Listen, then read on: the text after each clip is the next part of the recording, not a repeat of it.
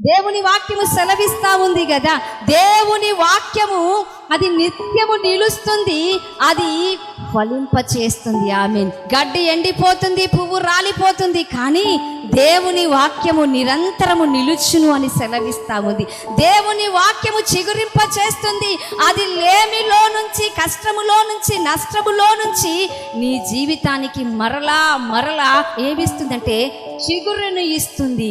మోడైపోయినటువంటి బ్రతుకును, పాడైపోయినటువంటి బ్రతుకును మరలా చిగురింప చేసే శక్తి ఎప్పుడు మనలోనికి వస్తుందంటే దేవుని వాక్యము వింటున్నప్పుడు నీ లోపల నూతనమైన చిగురు అనేది ఆరంభమవుతుంది.